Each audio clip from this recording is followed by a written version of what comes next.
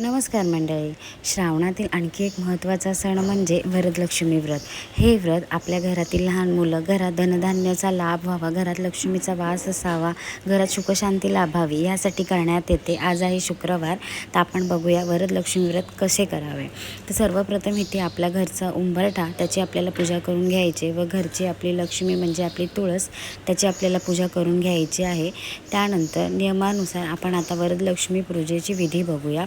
एका कळशामध्ये मी पाणी घेऊन त्यामध्ये थोडे तांदूळ, हळद, कुंकू, एक नाणं आणि सुपारी टाकून घेतली आहे व त्यावरती अशा प्रकारे आपल्याला एक स्वस्तिक काढून घ्यायचं आहे.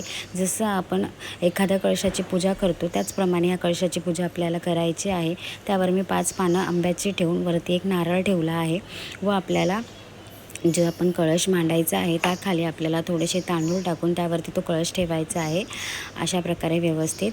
आणि गणपतीची पूजा करतो त्यासाठी आपल्याला 1-2 पानं, खायची पानं, त्यावरती एक सुपारी ठेवून आपल्याला त्याची पूजा करून घ्यायची आहे.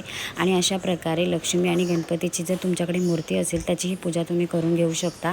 एका साईडला मी देवीसाठी ओटी काढून ठेवली आहे. वस्त्र म्हणून आपल्याला पंचधागा असतो तो गणपती व लक्ष्मीला घ्यायचा आहे व्यवस्थित घालून. आणि फळं आपल्या घरात जर असतील ती पण ठेवून अशा प्रकारे पाणी ठेवायचं आहे आणि एक दिवा लावून घ्यायचा आहे. आणि आज शुक्रवार असल्यामुळे मी इथे जिवतीचं पण पूजन केलं आहे, जे मी हर शुक्रवारी करते. व्यवस्थित आपल्याला अशी सर्व पूजा करून घ्यायची आहे.